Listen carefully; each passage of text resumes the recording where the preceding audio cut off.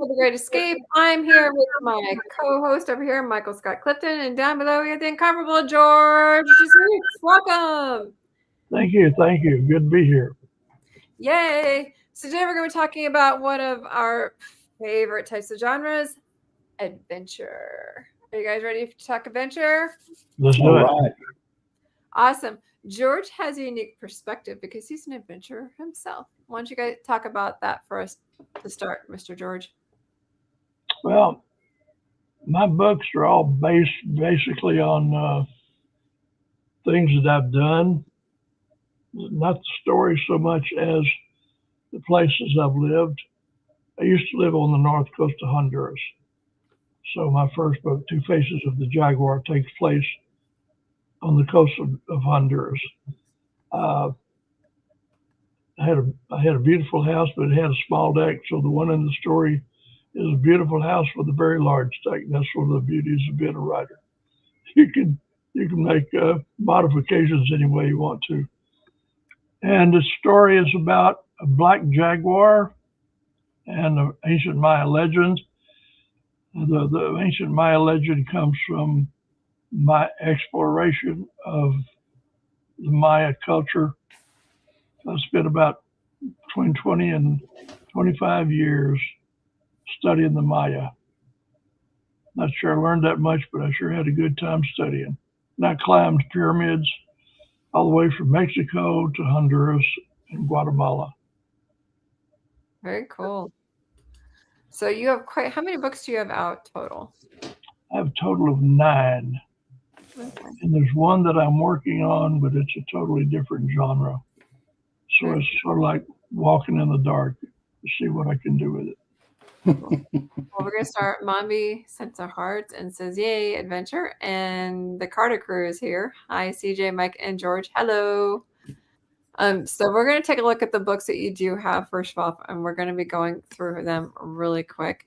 Sure. I know that there's quite a few, and they're not quite in order on my screen. So which one do you want to look at first? Well, Two Faces of the Jaguar is the first one in a 4-book series. Okay, and that The second one is The Lost City. Well, here's the Two Faces. Okay. And then the next one, which is one we just talked about. So this one's The Lost City, correct? Lost City, yeah. There's a city in the extreme Honduras, east Honduras, known as the Lost City of the Monkey God. That's the actual name of it. And that a lot of the action in this book takes place there. It's a very, very hard archaeological site to get to.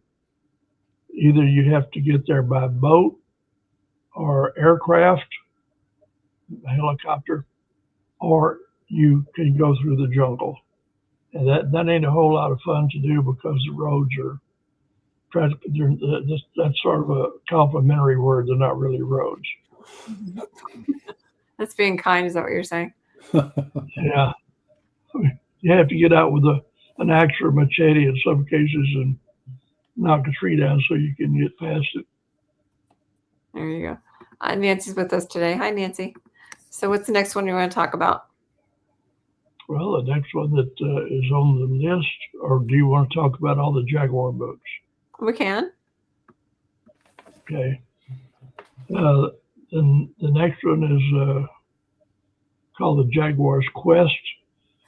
And that's where our protagonist kind of turns the corner, and instead of becoming an animal exporter to the United States, he becomes an animal conservationist, and he raises parrots and turns them loose into the jungle. So it's really a different side of his soul that we see. Mm-hmm. And he runs into some problems with people that want him to continue exporting, and the reason is because they're hiding drugs in his boxes that he uses for shipping. And that's one of the reasons he quit, but not the main one. Then Return of the Jaguar is totally different because it does not take place in Honduras. It takes place in Brazil. It's a different kind of a story. He and Andrea, which by this time is his wife, and Naja, the black jaguar, go on a rescue mission with the politicians' kids. So, George, if someone wanted to pick up a book in your series, uh, do you recommend they start with book one, or can they pick up the story in book two or book three? I would recommend they take them in sequence because that way they begin to know who the character is and understand him and the way his mind works. Otherwise, it's a little you're kind of picking up in the like being in the middle of a movie. Sure, sure. Yep. Yeah. Gotcha. Well, Lonnie's here. Hi, Lonnie. So the next series we're going to check out is the Siren Song, correct? Siren Song is my other series. That's a 3-book series. That takes place in the Caribbean. There is a phenomenon off of the coast of Belize, 70 miles off the coast, called the Great Blue Hole of the Caribbean. Mm-hmm. And what it is a hole that goes down something like 300, actually 400 feet. And there are grottos in the walls of the hole. And this is where the siren lives, the last siren on Earth. She becomes paranoid because she's lived there for 2,000 years. And she started to see scuba divers come down. And she gets frightened that she will be discovered and then be killed. So she decides what she needs to do is create a stigma about the Great Blue Hole, kind of like the Bermuda Triangle. And she sets out to do that. But the problem is, even though she can appear as an extremely beautiful woman, she's not. And therefore, her mind doesn't work like a human. And that's where she gets herself into trouble. And then book 2, which is called Siren Song 2. Yeah, there is. This is the reason we did this photograph this way is because this is how she appears, but this is who she really is below the water. Is a continuation of the story. They thought they killed her in the first story, but they didn't. So she comes back seeking revenge. And then book 3, and which is the Siren Hunter. And I've got to say this, I'm very proud of this because my beautiful wife posed, she's modeled for our cover. Mm-hmm. We had a professional model and we couldn't get the expression we needed from her. And the photographer said, "Man, I need somebody that can look really angry." I said, "I know just a person." So anyway, the Siren Hunter goes after the siren, and she manages to do the job that nobody else could do. Very cool. We're going to jump into the next book. Nancy says, one of the things I love about George's books is the exotic settings. A chance to visit places through his books that I've never traveled to and learned something about them. Well, I want to say something about Nancy Schumacher. She's the one who published my first book, Two Faces of the Jaguar, and part of that series.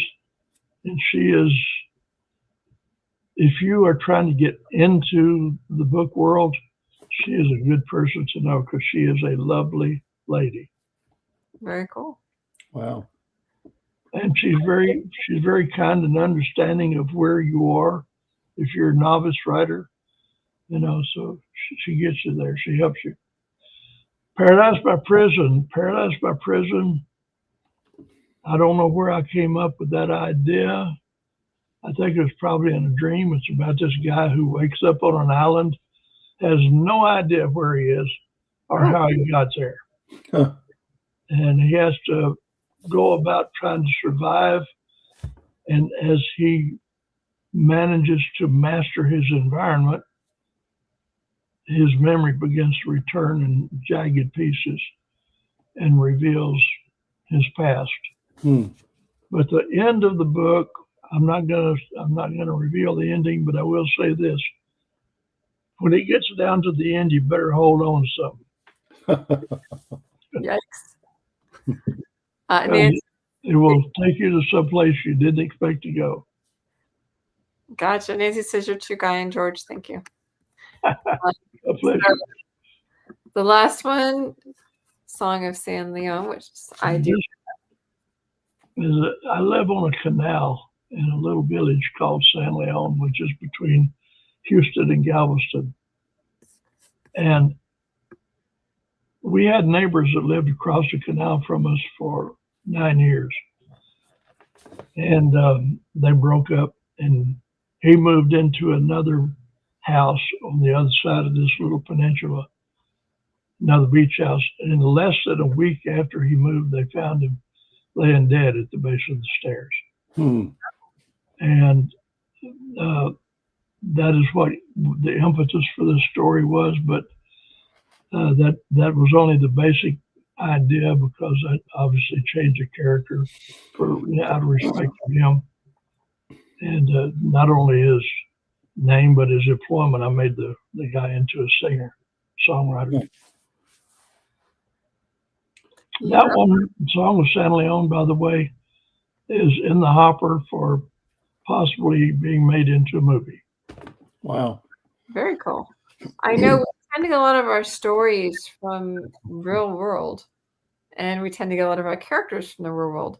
Where exactly did you get your stories? Because you've got a lot of adventure in your background. Like I said, can you share some of that? Like, working for the steak place and that sort of thing? Well, yeah, I fought bulls whenever I was a kid. And then I decided I didn't want to do that anymore, because I matured to the point that I looked into the eyes of the animals I was fighting and I saw pain, and I didn't want to do that anymore, so I walked away. But I my first movie was in Africa with John Wayne in 1960. It's called Hatari. Mm-hmm. And that I had so much fun, I cannot begin to tell you. John Wayne, Elsa Martinelli, Hardy Kruger, Red Buttons. Red Buttons could walk by you in the morning and say hi and leave you laying on the ground laughing. But yeah, I did that. And then I also worked for Ross Allen at Silver Springs, Florida. And I worked as his head snake milker, extracting venom, which we sold it to Wyeth Laboratories. And they used it to make anti-venom. And then they won't do that anymore. I did it for well over a year. My wife's favorite John Wayne movie is Hatari. And I don't know where out of the blue that came from, but yeah, she's actually got that movie saved and recorded, and probably watches it at least 2 or 3 times a year. So yeah, she loves Hatari. Well, we shot it just outside of Arusha, a country that's known then as Tanganyika. It's now known as Tanzania. And I had a lot of fun. It was an awful lot of work, an awful lot of retakes, and I had to throw a lot of film away. Looks dangerous. Looks like that maybe, some of that action could be dangerous, since, wild animals are unpredictable. Mm-hmm. Well, that was the reason I got hired to go over there. I was in the bull ring at that time, and there's a big barrel-chested Englishman with a handlebar mustache who showed up at a party one night in Madrid, and he introduced himself as E. Carr Hartley, and he said they're shooting a movie at my compound, and they're having a problem because the rhinos keep turning over the camera trucks. Movie cameras aren't the kind of thing you could go down to Walmart and replace. So they said that they wanted to find out if a bullfighter could use the same technique to try to distract a rhino as you would a bull. I said, don't ask me. But I was a candidate for that job because I spoke English. And so I was having a rough time in Madrid anyway, to be honest with you. So they gave me a chance to bow out with honor, and I got on a plane and went to Africa. And it's the most welcome, exciting, and wonderful experience of my life. Now, you didn't just play with animals, though. You were actually a producer as well, correct? Well, I opened, I opened a production company in Houston, 1980, and produced. I started with TV commercials and PR programs and training films and so forth, but also got into producing small budget, independently produced movies, and it was good. I think I probably enjoyed the TV commercials more though. And I did a series one time on prevention of child abuse. It was funded by the state of Texas, Mm-hmm. and we had a blast doing that because I enjoyed what I was doing and what I was doing it for. And I did Cleo on that one. So, George, getting back to your books, because I get asked this quite a bit, and I know you do as well, CJ. We go to a lot of book events, and at least once or twice or three times or more at every event I've been at, they ask, okay, so what's the reading level or what's the grade level of your books? In other words, who can read them? Can teenagers read them? Are the adult basically centered? I would say that they're all adult with the exception of Siren Song, because I built in some real life situations and some of them in the languages, like in Paradise by Prison is pretty salty. So I would have to say adult. Okay. Now, one thing we we're talking about before the podcast is that you actually you convert some of your books to actual screenplays. And I know that's not an easy thing to do. It's actually a really difficult challenge. How do you do that? How do you figure out what to splice and how do you change it to that? Because going from book to screenplay is not easy.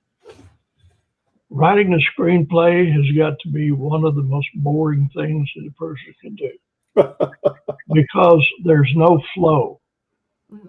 What you do is, let's say that you have a scene that takes place in the living room. You say, scene one, interior, day, living room, and then you describe it real quick. And the thing about it is, no matter how thick the book is, you've got to get that screenplay down to about 100 pages these days. Producers don't even want to look at them if they're like, I've got one screenplay now, I'm shortening that the original was 223 pages. Mm. They don't even want to know the name of it. They should drop the pages from there to 100 and be interested. So it is an art form of its own. I've got to say that. But you also have to give up a lot of the control to whoever the director is going to be. The director is going to be the person who reimagines the scene that you're writing. Mm-hmm. So your descriptions have to be very sketchy, and you have to try to keep it moving along to scene 2 and 3. He's going to decide where the cameras go. He's going to decide how many cameras, how many actors, the set dressing, everything, makeup, costuming. That is all the director. And so you're giving up a lot of the color of your book to somebody else. And that's just part of the game. Would it be a fair statement to say, because I've heard that about screenplays as well, that they're severely condensed, usually in 3 acts? Yeah. Would you say it's a fair statement to say it might be similar to a 100-page synopsis? I would put it more like a treatment, not a synopsis. Okay. Which is more involved. A synopsis might be 2 pages long. The treatment might be 30. But it would come a whole lot closer to being a treatment. Mommy Rolla wants to know, so you don't get a lot of say once you create a screenplay out of it? I'm sorry? So you don't get a lot of say once you create a screenplay out of it? No, after you create the screenplay, you're sort of kissing it goodbye. So, so George, I'm kind of fascinated with this because you see at the Academy Awards, there's an award for best screenplay. So, what would it take for a screenplay to win an award like that? What are the elements that make it such a great screenplay, that make it such an award-winning work? Your choice of words and your descriptions of scenes. The more information you can convey in the fewest amount of words. Mm. When I went to school to learn how to write screenplays, and when I did, they made us study the screenplay from the bridge on the River Kwai. That was our textbook, and we read that thing, I bet you, 16 times. And I would suggest that anybody who decides that they want to start writing screenplays do the same thing. Use that as your textbook. Wow, that was a Academy Award winning movie, wasn't it? Yeah. Yep. Long time ago. Yep. 50s, 60s, around there. Yeah. We have a few minutes left, but there's 2 questions. One of them, partners want to know, can you tell us about the dog rescue event you are planning? And you need to do it in just a few minutes if you can. Thank you very much. One of my passions is animals. I love them. And maybe I'm trying to make up for what I did whenever I was in the bull ring, but I don't think so. And I especially love dogs. So we started having a dog fair once a year. And last year it was in July, wrong time to do it. People are still baking cookies in their mailboxes. So it's not a good time for an outdoor event. This year it's going to be in May, and we're going to do it every year. Our purpose is to not only bring awareness, but also to raise money for some of the local shelters, no-kill shelters. Mm-hmm. And we did that last year, and this year we hope to do 10 times the amount because I'm accepting sponsors, and we will use their money to buy signs and advertising in magazines and newspapers and get more of an audience there. And we're also improving what we're doing. We got a dog beauty contest. We have a dog obedience contest and 2 or 3 others. And we're having people there that give things like low-cost vaccines. Oh, nice. And nail clipping and 2 or 3 other things. And selling dog products, leashes, and so some very good things. We're trying to make it as exciting as we can. I'd even like to have a sort of a little band there, but it's outdoors. I don't know how well they could be heard. I don't know. Did you mention where it was? I don't know. I don't remember if you did or not. Did a what? Did you mention where it was? I don't remember. It's in San Leon. It's at a place called the Sunset Lounge, and I know whenever you hear the word lounge, you think about. But this place has expansive green lawns, outdoor patios, and they hold events there almost every weekend. We had to book way in advance to get what we wanted. Okay, cool. So my second question is, if you had advice for anybody who wanted to write in the adventure genre, what would it be? You got to come from the heart first. It's got to come from the heart. I can't say that strong enough. And then after the heart, join with that the experiences that you've had. Now, it's perfectly legal to expand on those experiences and with your imagination, things that you may not have done. But that's the nucleus. You got to have heart. Mm-hmm. Writers don't write for money. They want to make money, but that's not what makes them write a book. They write because of this. Definitely. And I have one more question. It's always a question we ask our people. Okay, first of all, Nancy says, gotta run, George. Nice interview podcast. Thank you. And Lonnie says, yes, agree 100%, George. We tend to ask our people, are you a planner, pantser, or somewhat of a hybrid?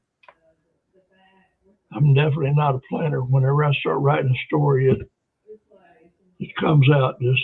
So I'd have to say Panzer. All right. You're among Panther Company. Yeah, you know, if you start planning it, then that takes a lot of the heart out of it. Agreed. And I write from the corazón, puramente del corazón. Sí.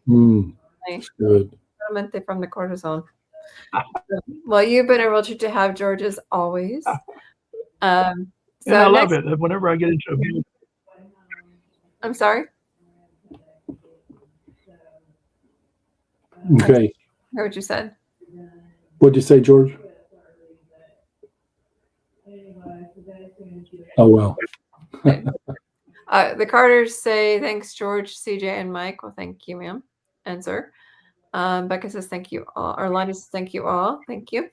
George, you've been a treat to have. You can find him mainly on Facebook. He's actually on LinkedIn as well, I found out. But he's usually on Facebook. You can find him. There's a link down below for his website where you can find his books. It's been scrolling across. We've also put the link in our YouTubes as well as on Facebook. You can find it there as well. Next week, we're going to be talking about a hot topic of AI in writing. I've seen this all over the place. I have made sure to save certain posts where different